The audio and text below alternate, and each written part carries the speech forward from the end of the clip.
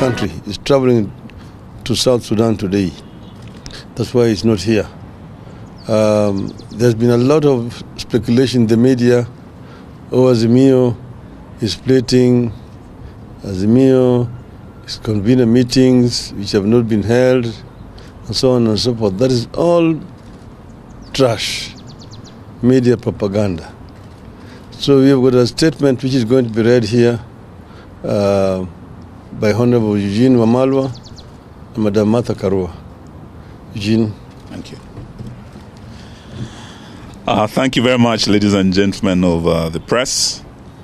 This is our statement from the Azimio Summit, and it's titled Azimio Marches On.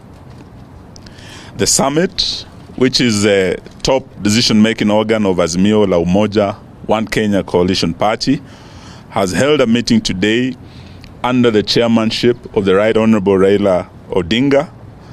Being the first this year, the meeting focused on 4 main agenda items, namely review of the previous year, briefing on the government's budget-making process, position on public interest litigation, and the way forward. In attendance, as you can see before you, apart from our leader, we have his deputy, the Honorable Martha Karua, yours truly, Honorable Mwangi Wairia, Honorable Wycliffe Oparanya, Honorable Peter Munya, Honorable Jeremiah Kioni, Honorable Nderitu Mreithi, Honorable Wajakoya, and Honorable Opio Wandae. Absent with apology was the Honorable Stephen Kalonzo Musyoka, who's currently in the Sudan for other engagements, but who spoke to our leader this morning and sent his apologies.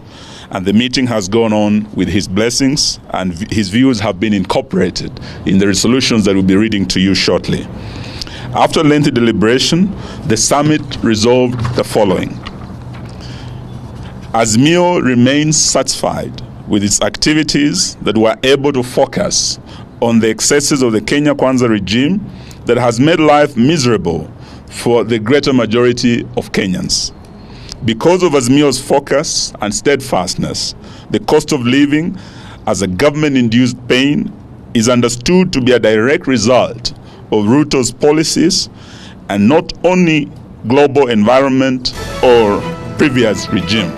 So this is purely Ruto's failed policies, and it should not be blamed on any global environment or Uhuru Kenyatta's regime almost 2 years later.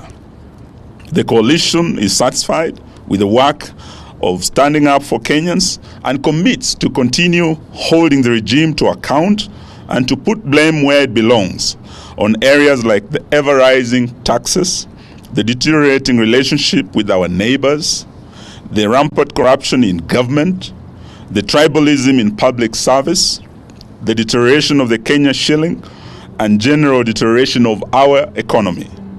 The Kenya Kwanza regime, and not the people of Kenya, are to blame for these misfortunes that have ended up hurting innocent Kenyans. Azimio deeply regrets the loss of lives during the peaceful protests, continues to hold the government responsible for these needless deaths, and promises that the deaths shall never be in vain. The coalition has weathered several vigorous attempts by the Ruto administration to create disunity and splits in its ranks. Unity is an achievement the coalition will guard jealously to be able to continue fighting for Kenyans as one united front. Because the coalition has been able to stand up and stand together, Kenyans have regained their voice, their courage, and are standing up to the bullies in this regime. Kenyans are standing up in very remote parts of the country to tell off the government on its lies and its insensitivity to the people. We encourage Kenyans to continue manifesting courage and call out this regime. We will stand with all Kenyans expressing such courage and determination to take back our country. The coalition is happy and proud of the performance of its members of parliament and on all critical national issues. When it has mattered, even where the members have been outnumbered, They have expressed themselves clearly and candidly on such issues as the Finance Act 2023, and Kenyans will remember that there were 88 loyal members of Azimio who stood with them, and there were 176 who voted yes, and that is why they are suffering today. Kenyans will remember their voices also of Azimio legislators on the housing levy, on the deployment of the police to Haiti, and the general state of the economy. Over time, we have been vindicated. May I now invite my senior, the Honorable Martha Karua, to read the rest of the statement. Thank you very much.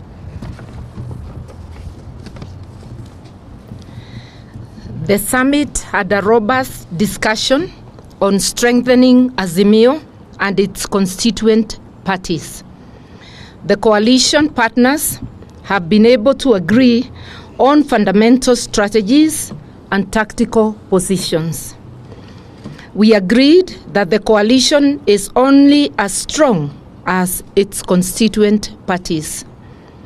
The summit, therefore, reaffirmed its commitment to the renewal and strengthening of all the constituent parties through various activities, including members' recruitment drives, delegates' conferences, PGs, and NEC meetings.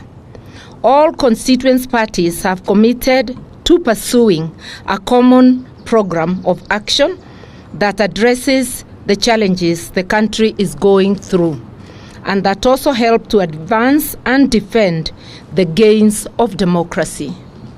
Azimio remains one and is here to stay, committed to shared values that include accountability, integrity, public participation, good governance, respect for the Constitution and rule of law, social justice, and non-discrimination. On public litigation, the summit agrees that the cases coming up under public interest litigation address fundamental concerns in which Kenyans feel overlooked, mistreated, and ignored by a regime steeped in impunity and unilateral actions. Some of the cases include the Jubilee Party case and the ruling by the Speaker of the National Assembly forming multiple parliamentary groups within this particular political party, that is Jubilee. This is a real threat to the foundations of our attempts to create a strong multi-party democracy. It threatens to return Kenya to a single-party era. The housing levy is a threat to livelihoods and incomes in the same way the plan to unilaterally sell public assets without the participation of the owners who are the people of Kenya. We will stand in solidarity with the petitioners in the public interest litigation cases on these issues. Azimio stands for the rule of law and supports the need for an independent and professional judiciary. Subsequently, we demand that the Kenya Kwanza regime must keep its hands off the judiciary. We take note of the support expressed by the United States government for the Ruto regime to appeal against the ruling on the deployment of police to Haiti. It is our hope that all parties shall respect the independence of the judiciary and that foreign interests will keep off our national affairs. Azimio remains on the way forward. Azimio remains extremely disturbed by the worsening cost of living, the ever-rising and reckless taxes by Sakayo, the collapsing national currency, the chaos in the education sector, the tribalism in public service, and the return of mega corruption. The summit has committed to seek other ways and means to press the regime to listen to the cries of the people. The litigation will only be one such avenue.